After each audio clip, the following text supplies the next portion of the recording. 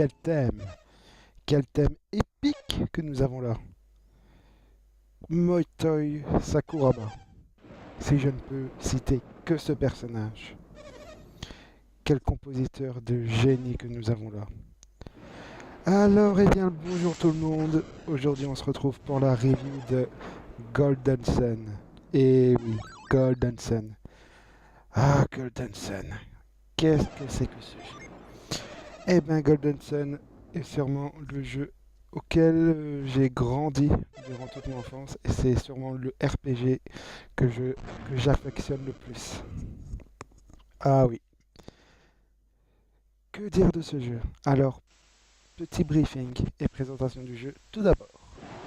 Alors, Golden Sun est un jeu sorti le 22 février 2002 chez nous en Europe, mais a d'abord eu une sortie le 1er août au Japon et le 11 novembre en Amérique. Oui, nous sommes toujours les bons derniers, malheureusement. Ce jeu a été développé par Camelot et édité par Nintendo. Camelot. Ah, les regrettés Camelot. Dommage que cette saga de jeu soit finie. Enfin, finie. Disons que le Golden Sun, maintenant, ça fait très longtemps qu'on n'a plus de nouvelles. C'est dommage. Quelle saga épique de RPG que nous avons là. 3 épisodes. Même si le troisième n'a pas vraiment eu les retours espérés, c'est quand même un très bon jeu. Est-ce que c'est parce que le changement 3D affecte? Est-ce que c'est la patte graphique qui a été pas niée, mais je veux dire, par le changement de la patte graphique des autres GBA, est-ce que l'épisode a perdu son charisme? Non, non, non, non, certainement pas. Obscure Aurore, pour tout vous dire, est pour ma part un très bon épisode. Bon, moins bon que ses prédécesseurs, mais un très bon épisode quand même. Voilà, petite parenthèse fermée. Alors, je vais vous faire...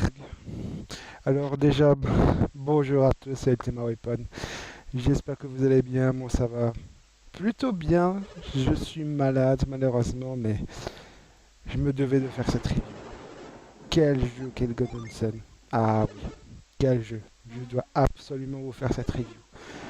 Tout comme Final Fantasy IV, Final Fantasy VI. Ah, je suis un gros fan des RPG pour tout vous dire les gens. Et il est important pour moi de vous faire les reviews de ces jeux avec qui j'ai grandi. Ah oui, vraiment. Ces jeux, ils ont une bonne réputation, très bonne réputation, surtout les Golden Sun. Mais il est important que je vous fasse connaître, pour ceux qui ne connaissent pas le jeu, bon, ceux qui ne connaissent pas le jeu, vraiment, il faudrait sortir un petit peu de votre grotte les gens, parce que Golden Sun, c'est un grand jeu, c'est un grand RPG. Et maintenant, j'ai hâte de vous présenter le prologue et l'histoire du jeu. Alors, nous sommes dans un monde nommé Weyheart. Régnait un pouvoir nommé Alchimie. Cette force, ce pouvoir nommé Alchimie était tel que tout être de Weyheart disposait de capacités élémentaires magiques nommées synergie. Grâce à ces fabuleux pouvoirs, les êtres humains en profitèrent pour disposer de fabuleux édifices et des machines avancées. Et cette grande époque se nomma l'âge d'or. Or, les hommes utilisèrent ce pouvoir à des fins bien plus sombres, bien plus tard, après la découverte et l'utilisation de ce pouvoir. Et en cette cause, une guerre eut lieu. Elle aurait précipité Weyheart dans les profondeurs de l'abysse si un groupe de sages n'avait pas emprisonné l'alchimie dans 4 phares, portant alors 4 étoiles élémentaires distinctes, une assignée à chaque élément. Ces étoiles, qui ne sont autres que les clés du sceau qui emprisonnent l'alchimie, furent gardées en sécurité dans le temple de Sol, creusé au mont Alpha. Au pied de ce mont Alpha se situe un village nommé Val, dont les plus braves et sages habitants furent les gardiens du sceau de l'alchimie. Le temps passèrent, et de plus en plus d'hommes oublièrent comment utiliser l'alchimie, même jusqu'à en oublier l'existence même de cette alchimie. Sauf certains peuples encore capables d'utiliser l'alchimie, comme les habitants de Val. Mais un jour, ce sceau fut brisé et les 4 étoiles furent volées par des êtres voulant allumer les 4 phares élémentaires. afin de libérer le pouvoir de l'alchimie, est ainsi, en apparence, je précise bien, régner sur le monde. Cependant, deux jeunes villageois du nom de Vlad et Gareth, rendus alors responsables du désastre que passa Val, partent à l'aventure afin de récupérer les étoiles volées et empêcher donc les phares élémentaires d'être réactivés. Durant cette longue quête, Vlad et Gareth rencontreront des alliés, du nom d'Ivan et Sofia, qui veulent, eux aussi, tout comme Vlad et Gareth, rétablir le calme dans le monde. C'est alors qu'une longue et périlleuse quête les attendront. Excusez-moi si j'ai du mal à articuler, c'est que j'ai mal à la gorge. Comme je vous ai dit, je suis malade, c'est pas la meilleure forme pour tourner cette review, mais bon, je dois absolument la faire. Donc, on incarnera alors ces 4 personnages, mais aussi un 5e, mais pas pour longtemps, juste à un moment précis du jeu. À savoir que ce 5e personnage qui est Lina pourra être incarné dans Golden Sun 2. Alors, présentation des personnages. Vlad, que l'on peut alors qualifier héros principal de ce jeu, affilié à l'élément terre. Gareth, ami d'enfance de Vlad, affilié à l'élément feu. Lina, ami d'enfance de Vlad et Gareth, affilié à l'élément feu également. Ivan, doué dans la gestion du pouvoir télépathique, affilié à l'élément de l'air. Et Sofia, dotée de pouvoirs curitatifs, donc de soins, affilié à l'élément eau. Chaque personnage a son histoire, son but, mais aussi sa propre volonté de combattre. À vous de faire le jeu pour découvrir la personnalité de chacun, et croyez-moi, ça vaut le coup d'être vu. Chaque personnage a sa propre identité, forcément si c'est des personnages différents, mais ça mérite d'être le coup d'œil. Chaque personnage est vraiment charismatique, comme il faut. Alors, durant leur quête, ils affronteront des personnages essayant de restaurer le pouvoir de l'alchimie, du nom de Phénixia et Salamandar. Je pense qu'ils ont un nom différent en Amérique, mais je sais plus leur nom. Je sais que Salamandar c'est Saturos. Phénixia c'est Ménardi c'est Ménardi je pense, Phénixia. Vous me corrigerez dans les commentaires les gens, mais je suis sûr que Salamandar c'est Saturos. Alors, Salamandar et Phénixia, que veulent-ils alors? Qui vont alors briser le sceau de l'alchimie et sont poursuivis par Vlad et ses fidèles compagnons. Ces deux personnages viennent du clan du Feu du Nord. Aprox, donc affilié à l'élément Feu, donc Mars, mais je vous ferai une plus présentation en détail de la synergie et des éléments bien plus tard les gens. Et leur offre donc une terrible force, surtout que leur collaboration les rend encore plus redoutables. Alors, Pavel, un autre personnage que je vais présenter. D'ailleurs, je vais vous présenter principalement les personnages qu'on va rencontrer durant le jeu, les personnages importants. Je vais pas vous présenter la mère de Vlad, par exemple. Bon, on s'en fout un petit peu. Enfin, non, on s'en fout pas, mais c'est pas important. Voilà. Alors, on passe à Pavel, le frère de Lina ayant disparu 3 ans avant les événements actuels de Golden Sun. Pendant la tempête qui provoquait un éboulement qui alors ont fait croire à Vlad et les habitants à la mort de Pavel. Il fut en réalité sauvé par Salamander et Phénixia. En retour, Pavel leur donna son aide. Il fut donc associé à l'élément terre. On retrouvera notre cher de Sun 2. Et oui les gens. Et petite remarque, la cape de Pavel est verte dans le premier Golden Sun mais bleue dans le second. Bon.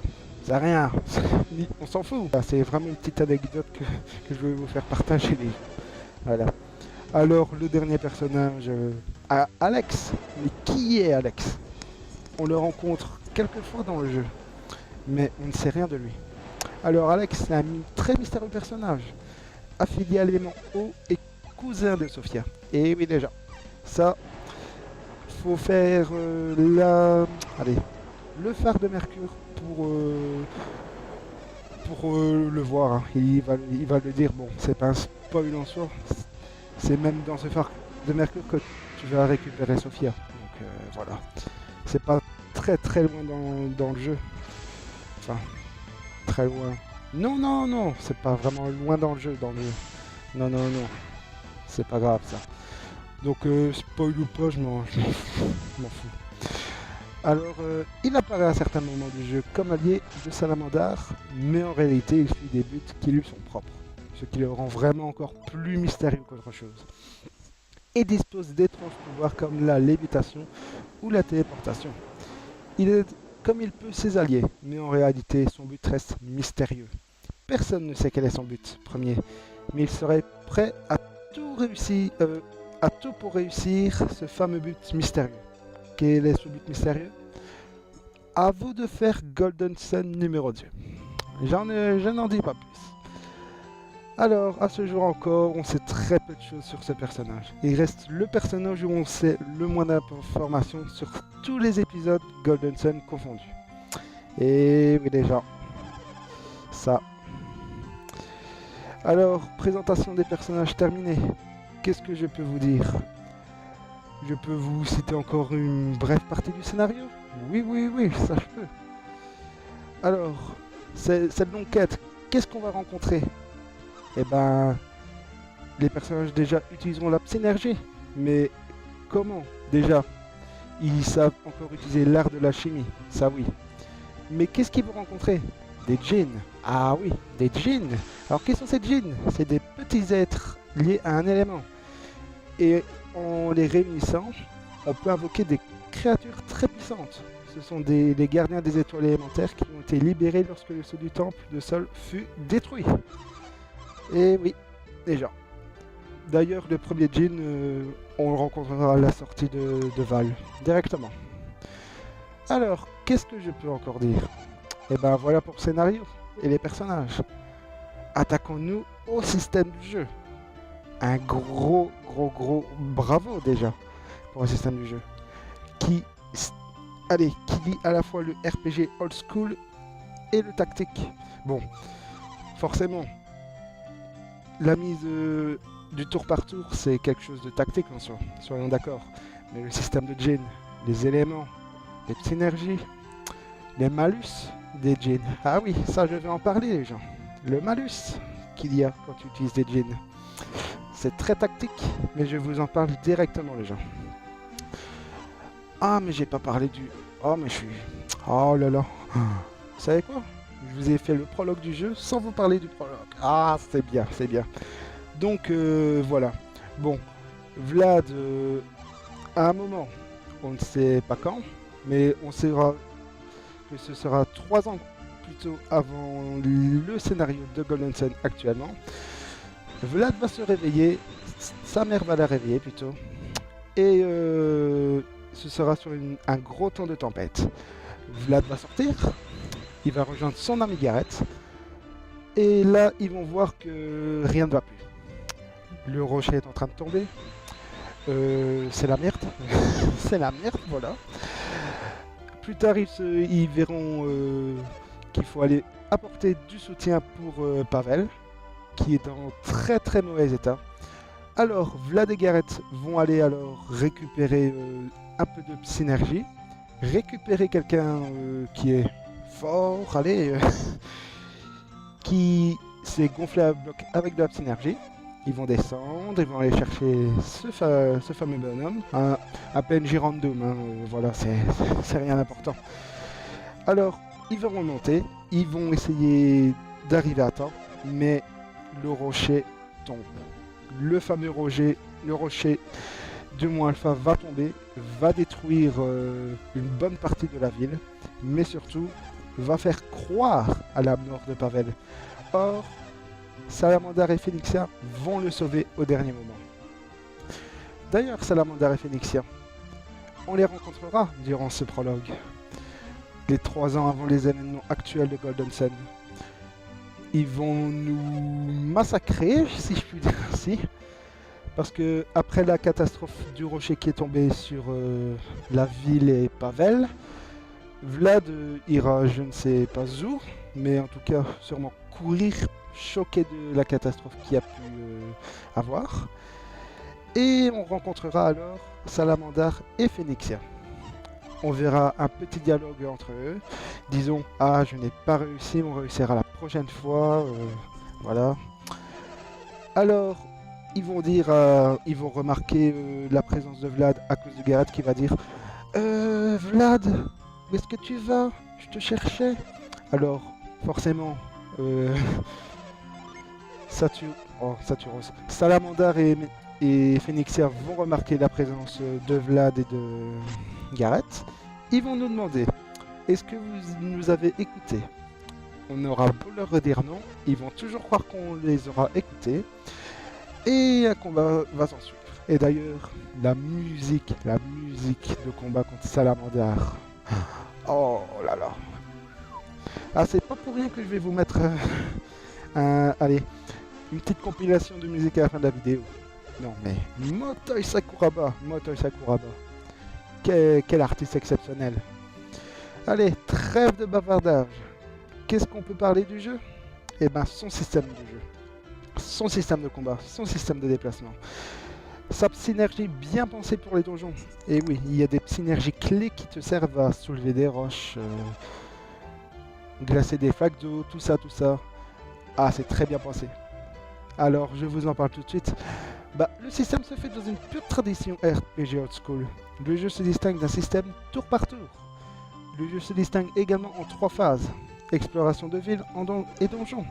Exploration de la world map et combat. Dans l'exploration de ville et de donjon, vous pouvez interagir avec les gens. Appelez donc PNJ. Je pense que vous serez déjà dit que c'était des PNJ, c'est un peu logique. Au cas où je précise.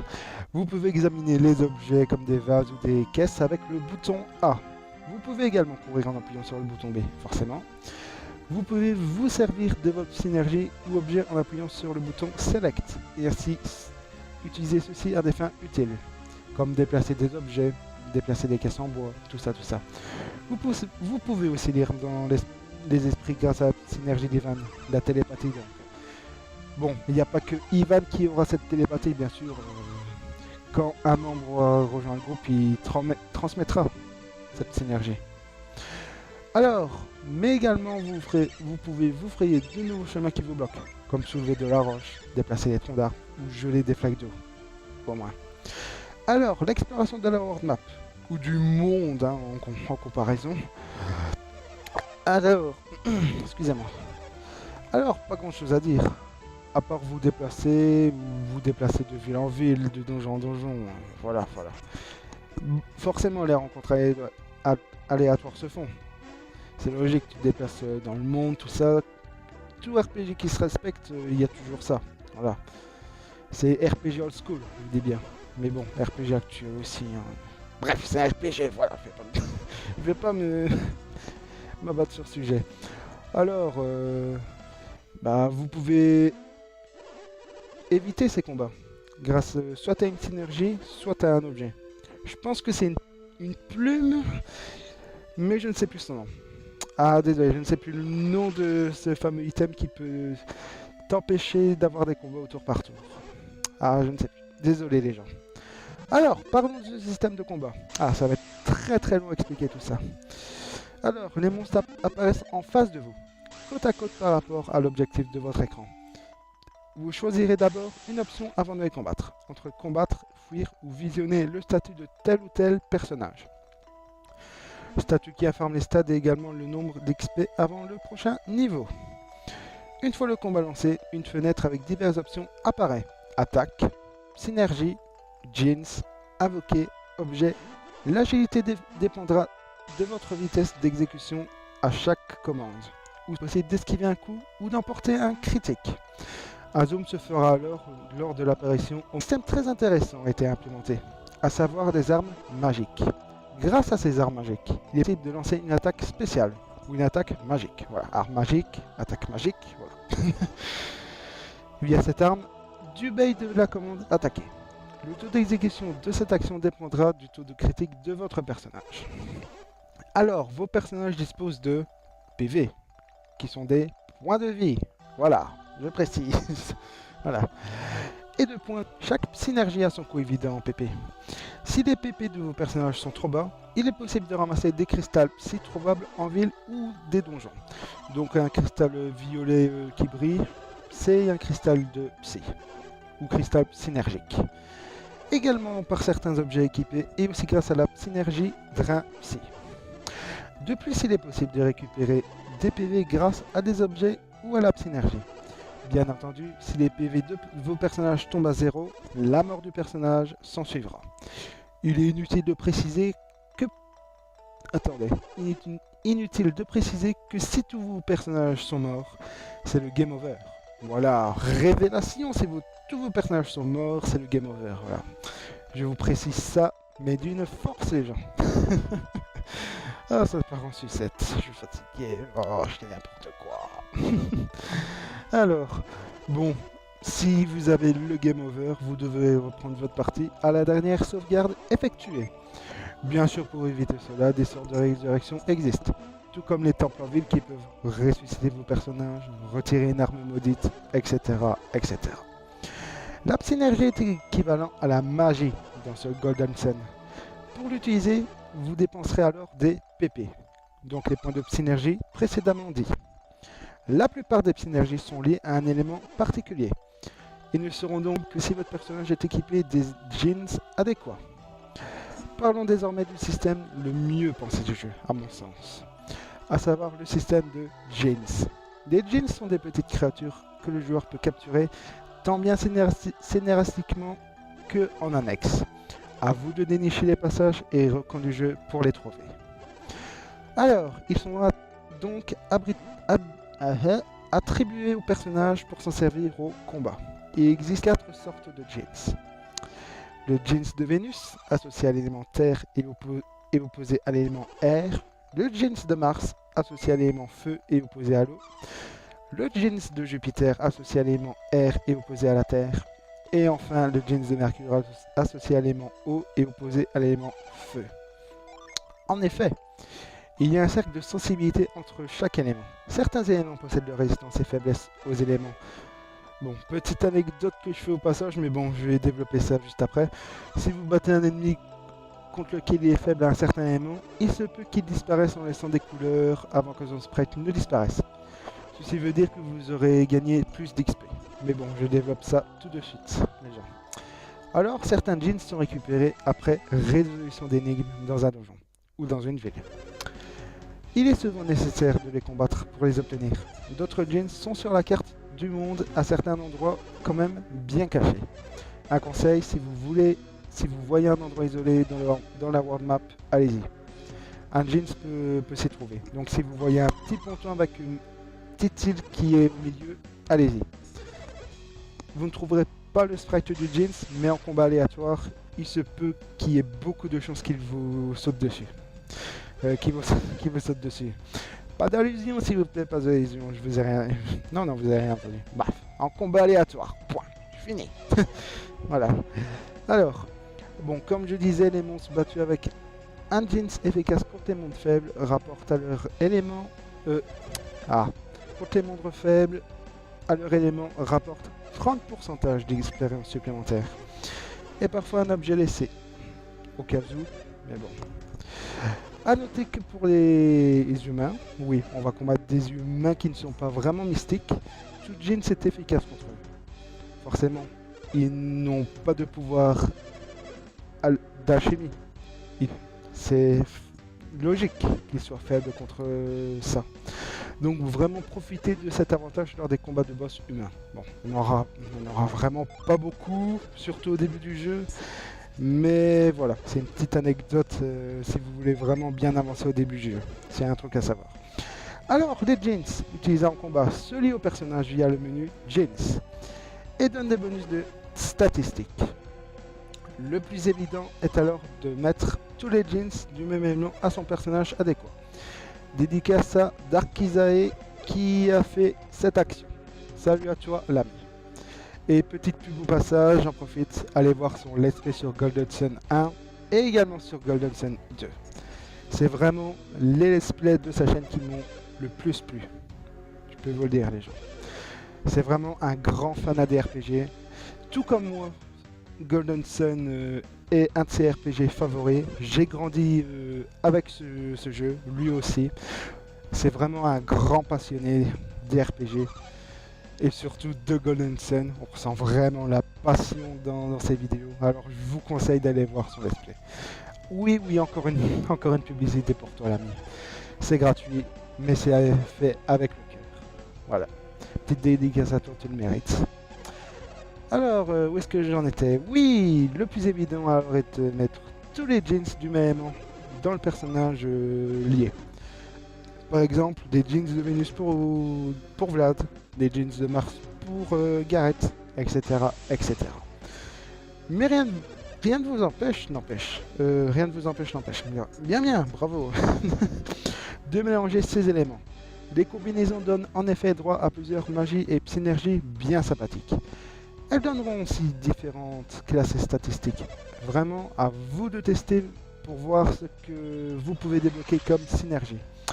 Par exemple, si tu... je vais essayer de trouver un petit mélange ici.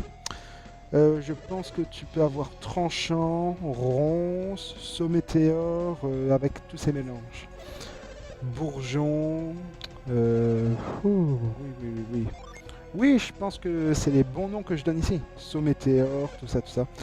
Bon, c'est vraiment pas les pouvoirs les plus puissants du jeu, hein, forcément. Mais ça peut... Vous pouvez faire des petits mélanges comme ça donne une petite idée de gameplay bien amusant.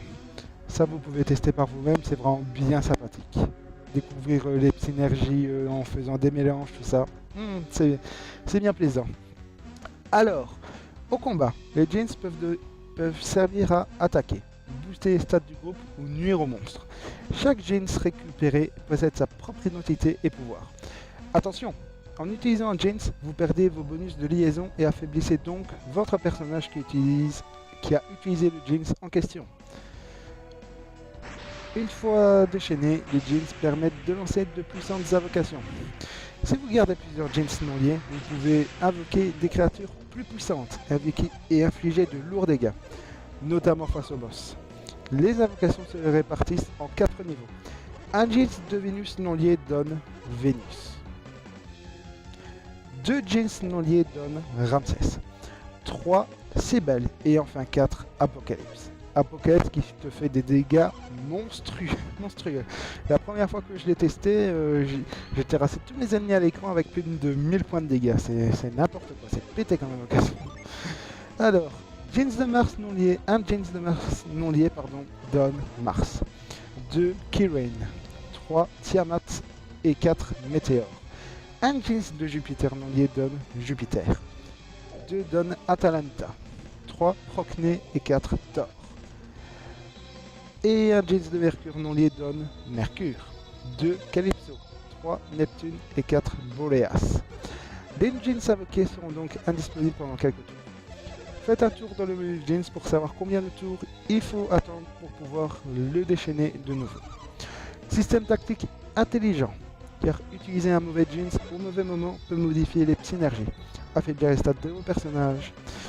Et je vise surtout la synergie car du fait des liaisons et du système de nouvelles synergies, vous pouvez perdre vos sorts de guérison. Et oui, avec de mauvaises associations, tout ça, vous pouvez, à cause d'une mauvaise tactique, perdre certaines synergies. Ah oui, faut faire vraiment attention les gens. À vous de gérer ce système à double tranchant. Alors voilà pour tout ce qui est de la présentation, du gameplay, des personnages, du scénario, tout ça. Alors, qu'est-ce que je pense de ce jeu? C'est un jeu énorme. Bon, le début peut paraître bancal. Le fameux héros innocent qui va découvrir malgré lui l'alchimie. Enfin, l'alchimie non, il sait ce qu'est déjà l'alchimie puisqu'il maîtrise la synergie. Mais malgré lui, il va devoir aller sauver le monde du jour au lendemain. Grâce à l'inexorable, ouais, c'est l'inexorable, je pense. Oui, le gros œil. Le gros œil, là. Alors, oui, c'est peut-être un début de scénario bancal. Mais quand tu avances dans le jeu... Ah, là, c'est épique. Déjà, tu récupères des compagnons qui ont un charisme, mais vraiment badass. Surtout Sophia. J'ai adoré. Bon, c'est pas parce que c'est la seule fille du groupe, hein. Non. Aucun favoritisme, les gens. Aucun favoritisme. Mais déjà, le charisme de Saturos, j'ai l'habitude de l'appeler Saturos, de Salamander et Phénixia, l'attitude qu'ils ont, l'idéologie. Bon, l'idéologie qui peut paraître bancale, c'est coucou, je vais réallumer les 4 phares. Je veux la possession du monde. Mais non, mais non. À vous de faire le jeu, ils ont une bien meilleure idéologie que ça. Oui. Alex, qu'est-ce que je peux dire sur ce personnage? Mais quel bon personnage! C'est le genre de personnage énigmatique du jeu. À chaque apparition de ce personnage, tu portes attention sur lui. Chaque seconde qu'il apparaît, tu ne le quittes pas des yeux et tu lis avec attention tout ce qu'il dit. Pourquoi? Tu ne sais rien de ce personnage. Ou très peu de choses. C'est vraiment comme une clé du mystère à résoudre. Qui est Alex? Est-il avec Salamander et Phénixia? Ou suit-il son propre but? Bon, je vous ai fait la présentation. Je vous ai spoilé que c'est en fait un but propre qu'il veut. Mais en fait, quel est ce but? Quelle est son idéologie? À vous de le découvrir dans Golden Sun 2. Alors, qu'est-ce que je peux parler d'autre? Les musiques. Ah, les musiques de Golden Sun. Ouh, je vous sens déjà les frissons arriver. Le corps frémit, les poils s'hérissent. Ah, Motoi Sakuraba, qu'est-ce que tu as fait comme OST? Eh ben, quel OST magnifique que tu nous as fait, Motoi Sakuraba. Elemental Stars, pardon. L'opening de Golden Sun, le main menu, le battle theme, Saturos Battle, boss theme, Val. Il y a tout plein de musique épique. Jouer à la flûte, quelques coups de harpe, de la flûte de pan. C'est épique. Ça rend tellement bien le jeu. C'est même le gros point fort du jeu. Son OST. C'est quelque chose d'incroyable ce qu'on peut entendre. D'une G en plus, d'une GBA. Bon, je dis pas que le processeur sonore de la GBA était faible. Non, il produisait vraiment de bonne musique. Mais ce qui ressort de ta petite console quand tu joues, de tes petits écouteurs bande son de la GBA. Ah, quand tu entends des musiques pareilles, la musique de World Map par exemple, quand tu sors de ce village de Val après que tout le monde t'a dit au revoir, tu sens que tu as envie de continuer ce jeu. Ça te donne envie, ça te pousse des ailes pour que ce monde peut te donner. Ah, ça donne envie. L'épicness au plus haut point, ça je peux vous dire. Alors, qu'est-ce que je peux encore dire? Le système de combat. Ça peut paraître au premier abord un système de combat bancal. Attaquer, magie, invocation, point. Non les gens, non les gens. Vraiment, le système de Jeans est vraiment mais un gros point fort de ce jeu. Déjà, savoir que c'est pas seulement des Jeans offensifs, mais défensifs aussi. Les liés donnent lieu à des invocations très puissantes. Et non seulement c'est bénéfique, mais ça peut aussi nuire à vos personnages. Et oui, les statistiques, puisque plus tu auras de jeans, plus tu seras puissant, forcément. Mais si tu lis un jeans, trop de mémoire là. Bon, soit. Si tu utilises un jeans et qu'il est en rouge, donc que tu l'as utilisé, et ben ça baisse les stats de ton personnage. Ton personnage sera forcément moins fort. Aspect tactique, les gens. Grand aspect tactique. De ce fait, tu dois faire vraiment attention aussi quand tu utilises des jeans. Et oui, surtout face au boss. Par exemple, j'ai utilisé tous mes jeans contre Salamander au phare de Mercure. Oui, je spoil un boss, désolé. Mais vraiment, le combat contre Saturos au phare de Mercure, il est comme ça. Surtout avec son thème. Wow. Oui, j'ai utilisé tous mes jeans contre lui. Je spammais, mais mes personnages ils devenaient faibles. Et Saturos, il utilise quoi? Éruption, boule de feu, tout ça. Des sorts de haut niveau. Et il fait mal, Saturos. Il fait très mal. Donc, aspect tactique à double tranchant. C'est très bien pensé, ça. Alors, qu'est-ce que je peux penser au final du scénario? Bon, j'ai donné un peu mon avis sur le scénario au début, mais pour la suite. Ah, tu dois aller sauver un arbre, tu dois traverser une forêt, tu dois traverser un désert chiant. Ah non, ça par contre c'est un point. C'est peut-être le seul point noir que je vais reprocher au jeu, mais ça je le dirai après. Tu dois traverser des beaux endroits, vraiment. Ça j'ai oublié de le dire, mais les graphismes du jeu, les sprites, ils sont magnifiques. Les cascades du jeu, le bruit, le petit détail que tu remarques. Le bruit d'eau qui coule allez, dans la cascade. Le bruit d'eau qui coule dans la cascade, pardon. La cascade qui coule, l'eau qui jouit. En plus avec le magnifique thème de certains villages. C'est magnifique, c'est très plaisant à entendre. Et toute cette panelle de couleurs que tu as. Visuellement parlant, c'est magnifique, il n'y a rien à dire. Alors, qu'est-ce que je peux dire au final de ce jeu? Achetez-le. Jouez-y. Faites-le. Finissez-le. Essayez-le. Essayez-le sur Monde des Mules, je sais pas. Ils ont ouvert la section GBA désormais.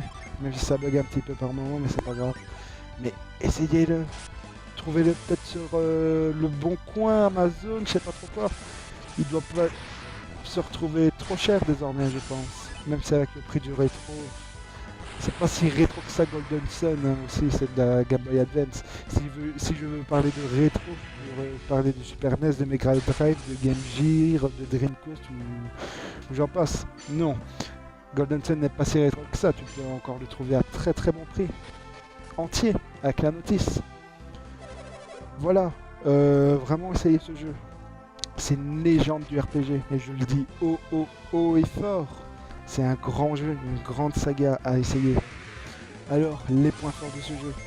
Son ambiance, sa bande sonore, le système de combat, très tactique.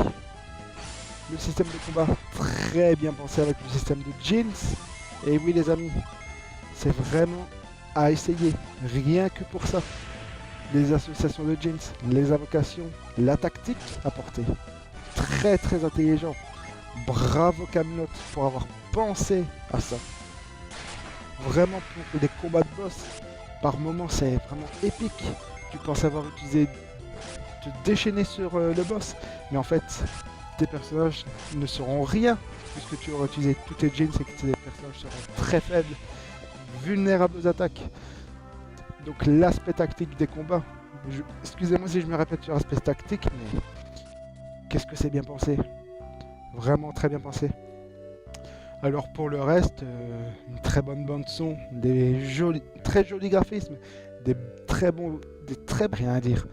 Bon, le seul point faible de ce jeu, c'est peut-être les longs dialogues à répétition et qui sont inutiles. Alors je faisais le point sur un désert en particulier. Alors au bout d'un moment, tu vas récupérer le sort Vision pour avoir des visions. Voilà. Et tu devras traverser un désert. Dans ce désert, tu auras une jauge de température que si ça atteint son maximum, eh ben, tu auras un gros coup de chaleur et ça te fera de gros dégâts. Alors, dans ce désert, à chaque fois que la barre augmente de 25%, un personnage se mettra à dire « Oh, mes vêtements sont en transpiration. Oh, il fait trop chaud ici. Oh, mes vêtements sont pleins de sueur. Si j'avais pris des vêtements de rechange, ça aurait été. » Ça va, vous le dites durant 2-3 fois, ça va. Mais là, vous le dites, genre, toutes les 10 secondes. C'est chiant les gens. Excusez-moi, je mets ça en point faible, ça peut paraître fort. Mais tu as des longs dialogues qui ne servent à rien pour le moment. Et vraiment, dans ce désert, je le dis haut et fort, ça te casse les couilles. Vraiment, ça te casse les couilles. Tu veux explorer ce désert. Surtout que dans ce désert, tu as un jeans de de Jupiter à récupérer. Donc tu veux explorer. Mais toutes les 10 secondes, voire même les 5 secondes, parce que la barre elle augmente vraiment vite, les personnages vont te casser les couilles à dire oh c'est trop chaud tout ça.